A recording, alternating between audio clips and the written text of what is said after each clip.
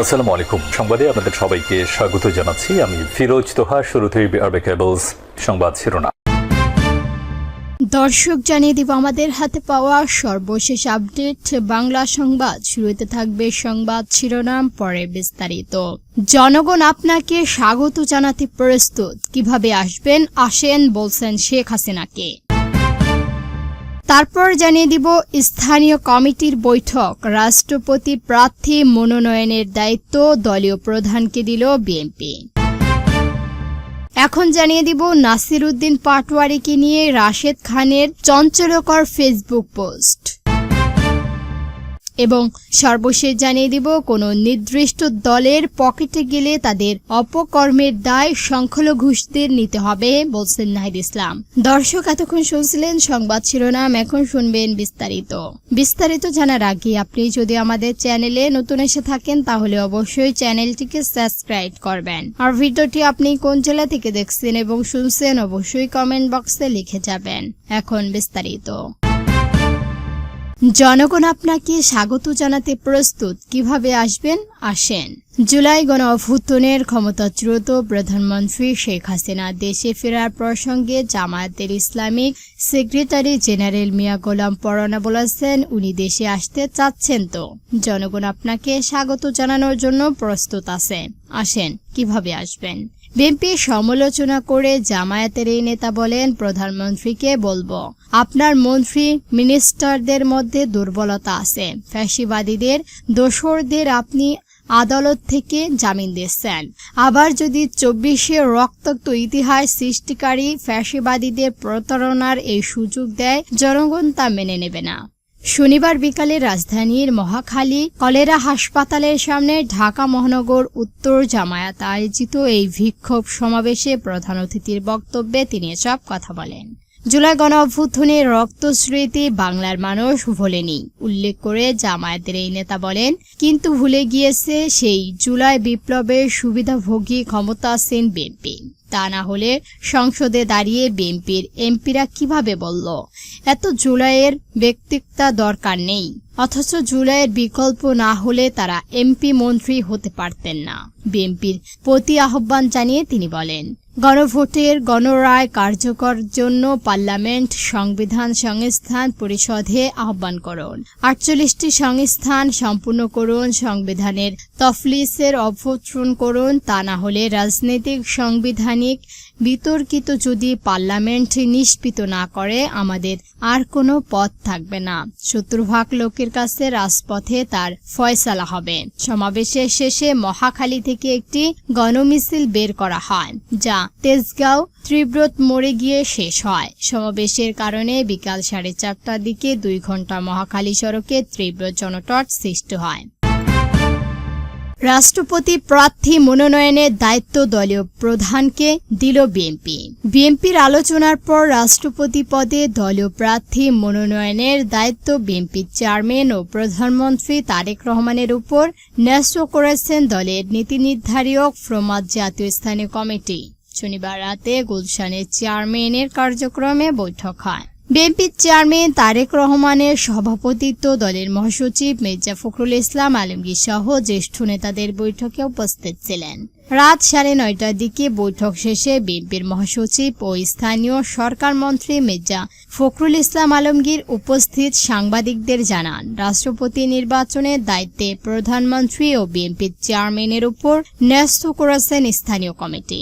বিএনপির মহাসচিব আরও বলেন, বৈঠকে দেশের সামগ্রিক রাজনৈতিক পরিস্থিতি, দেশের প্রশাসনিক অবস্থা এবং সরকারের উন্নয়ন কর্মকাণ্ড নিয়ে দীর্ঘ আলোচনা হয়েছে। স্থানীয় সরকার নির্বাচন নিয়েও বিস্তারিত আলোচনা হয়েছে।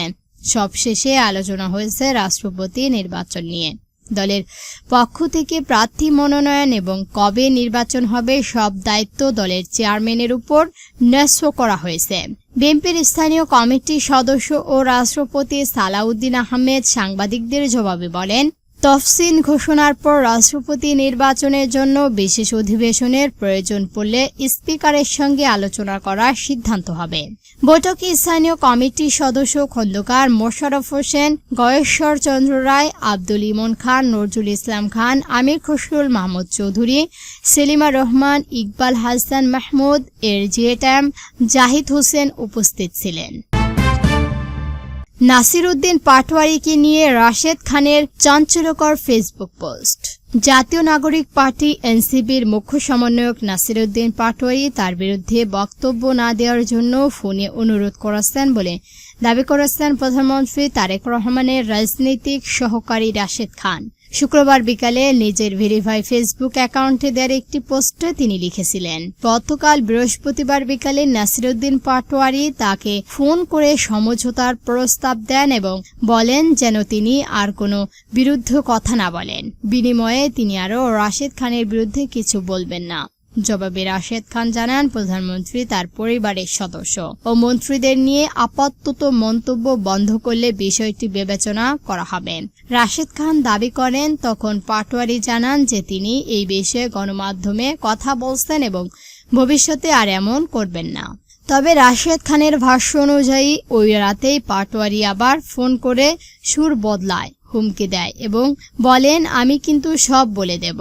আমাদের নাহিদ আসিফের কাছ থেকে আপনি 5 লাখ করে টাকা নিয়ে যেতেন, সব ফাঁস করে দেব। এর জবাবে রাশেদ খান তাকে বললেন, যা আছে সব ফাঁস করে দাও। এরপর পাটোয়ারি তার বিরুদ্ধে ফ্ল্যাট কেনার অভিযোগ তোলেন এবং এই সংক্রান্ত সব নথি তাদের কাছে রয়েছে বলে দাবি করেন। এই অভিযোগের পরিপ্রেক্ষিতে রাশেদ খান পোস্টে উল্লেখ করেন তার কোনো ফ্ল্যাট নেই এবং নাহিদ বা আসিফের কাছ থেকে তিনি কখনো 1 টাকাও নেননি। তার সম্পর্কে যেসব তথ্য রয়েছে সেগুলো সরাসরি প্রকাশ করে দেওয়ার জন্যই তিনি আহ্বান জানান।